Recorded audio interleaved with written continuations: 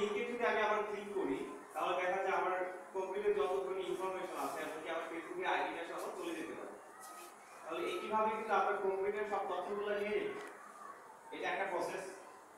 তো এই ধরনের প্রসেস থেকে বাঁচার জন্য আমাদের কিছু উপায় আছে। সেই বাঁচার এক নম্বর উপায় হচ্ছে আমরা যদি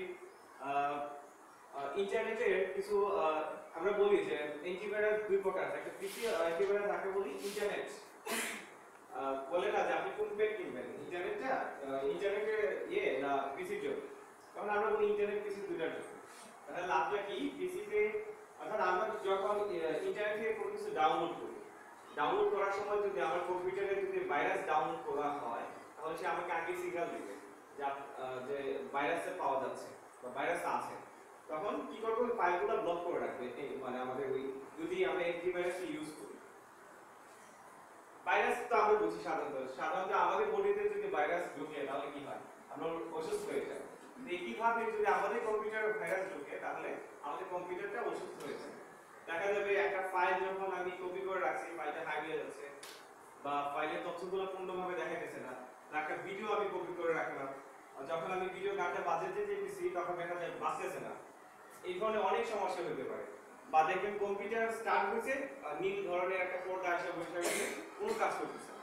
এই ধরনের হাজার হাজার অনেক সমস্যা হতে পারে আপনার ভাইরাসগত কারণে। বা বিশেষগত কারণ দেখি যখন কারো প্যান ড্রাইভে যখন ভাইরাস থাকে, যখন কম্পিউটারটা আমরা লাগাই দেখা যায় কম্পিউটার ফুল রিস্টার্ট নিতে থাকে।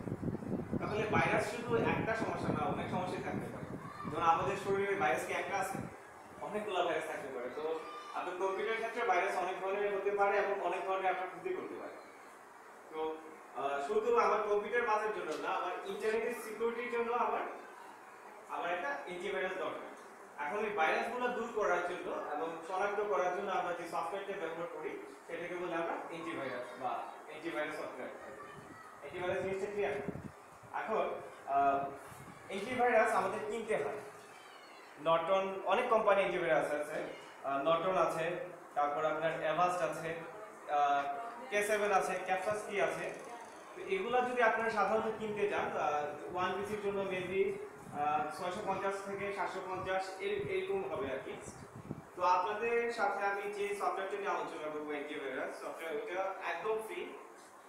তবে যারা উইন্ডোজ 7 ইউজ করেন, অর্থাৎ উইন্ডোজের প্রোডাক্ট যারা ইউজ করেন, অর্থাৎ উইন্ডোজ পিসি হতে হবে মাস্ট।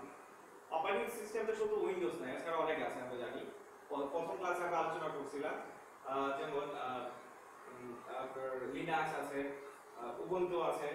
আর আমরা যেগুলো সাধারণত বেশি ইউজ করি বাংলাদেশিরা তারা হচ্ছে উইন্ডোজ।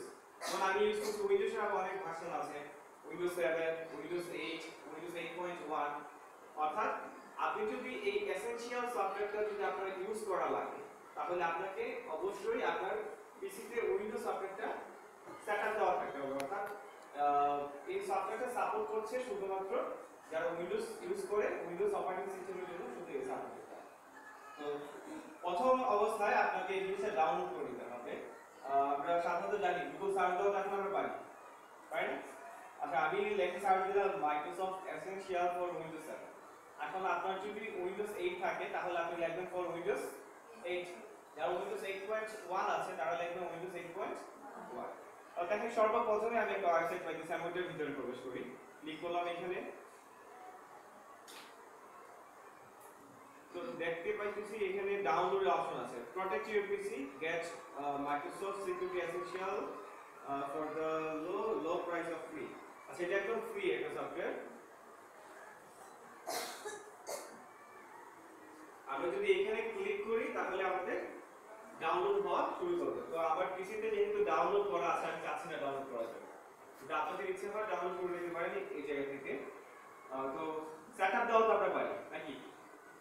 সেটআপ দেওয়া পারেন না? এখন সব সফটওয়্যার আমরা দেখি যে যখন একটা সফটওয়্যার .exe ফরম্যাটে একটা সফটওয়্যার থাকে, ক্লিক করি, তারপর কিছু রিকোয়ারমেন্ট চাই, I agree, next next next. সাধারণত যে ধরনের আমরা সেটআপ দিই একই প্রসেস, এইখানেও সেটআপের প্রসেসটা।